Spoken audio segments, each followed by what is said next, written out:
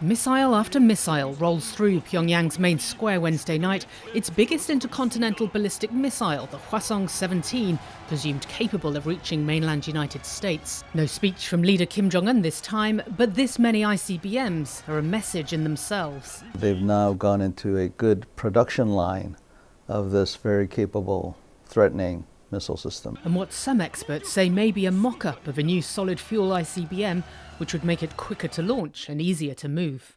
If this is the case, it gives them more mobility, flexibility, lethality, and so forth. Kim Jong-un told the world he wanted a bigger and better nuclear arsenal, and judging from these images provided by state-run media, that seems to be exactly what he's doing.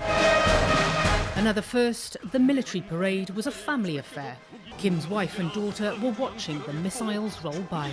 Believed to be called Jue, maybe 9 or 10 years old, this is the 5th public event for Kim's daughter since November, the only one of his children to be shown in public, fueling speculation he may be grooming her for succession. In order to seize power in North Korea, gaining control of the military and their loyalty is the most important thing. So I think that's why Kim Jue is mainly accompanying Kim to military-related occasions. Kim Jong-un's message has been, we will strengthen the military and we will be ready for war. Paula Hancock's CNN Seoul.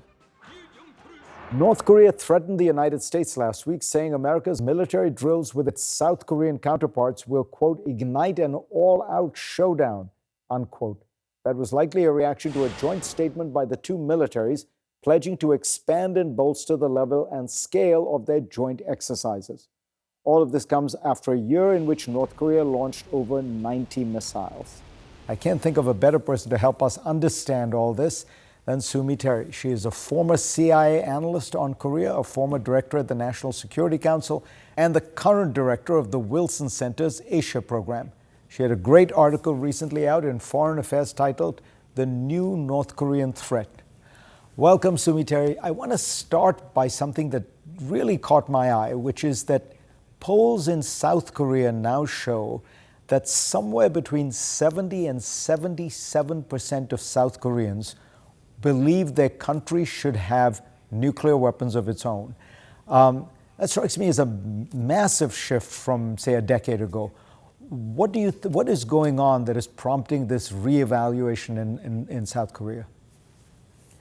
Well, there's a recognition that North Korea has a runaway nuclear program.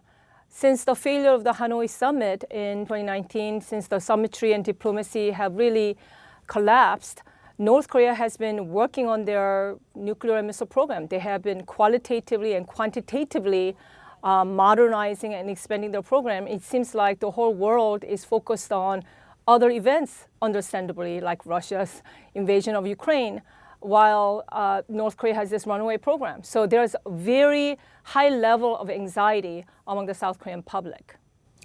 And what is it about the North Korean tests in this last year that have you so worried? So it's not only just a quantitative, as you mentioned, over 90 missile tests. They have been also testing a variety of different capabilities. And then there was, of course, intercontinental ballistic missile tests in November that use solid fuel engine, which makes them more difficult to preemptively take it out. So they're focusing on technical capability that's very concerning. The ICBM also had multiple reentry vehicle capability, and that's another focus of North Korea. North Korea has been preemptively making threats about preemptive use and simultaneously also lowering the threshold for nuclear weapons use. They came out with a new nuclear doctrine in September of last year that really lowered the threshold for use of nuclear weapons. So all of these factors combined, I'm very worried about the fact that we are really entering a more dangerous phase with North Korea. Now, in the past, people have often thought that when North Korea does its nuclear saber rattling, it's trying to get attention and it's trying to blackmail the world to get the money, sanctions relief, food aid. Do you think any of that is at play here? That's always have been a pattern for North Korea, but I believe this time the North Koreans are genuinely not interested in returning to talks with Washington. So North Korea is under huge international sanctions. How is it able to find the funds to pay for all this modernization of its nuclear arsenal? On paper, it looks like there's a lot of sanctions, but sanctions have to be implemented. And China and Russia are not playing ball. They have not been implementing sanctions for some time. Right now, North Korea has, as they have always done, rely on illicit activities to fund them. So current focus, for example, on cyber attacks, cryptocurrency, cyber heists, that's one way that North Koreans also make money or get money to fund their program. And when you look at the international environment, does it seem like it is one that is conducive to more North Korean aggression or adventurism? Because in the past, while China has supported North Korea as its only military ally, it has usually restrained it. It has usually acted as a kind of break on some of this. What is going on in that relationship? So I think, as you mentioned, I think this is a very important point.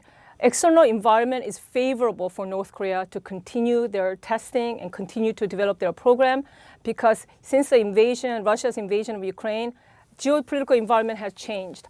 China and Russia are absolutely not interested in helping the international community in terms of just sort of curbing North Koreans' behavior. If you saw last year, even after ICBM tests, intercontinental ballistic missile tests, United Nations Security Council couldn't even come up with a resolution or any kind of even condemnation of the launch. So we cannot expect China and Russia to do anything on the North Korea front. And Kim Jong-un knows this. So if I'm advising Kim Jong-un myself, I would say, why not just continue to perfect the nuclear missile capability? China and Russia are not going to do anything about it. United States is preoccupied with a whole lot of other issues, including the Ukraine conflict. So this is a perfect time for Kim Jong-un to just focus on getting their program, in North Korea's nuclear missile program, to another level before he comes back to the talks. Worrying scenario. Sue Mi Terry, always a pleasure to have you on. Thank you for having me on.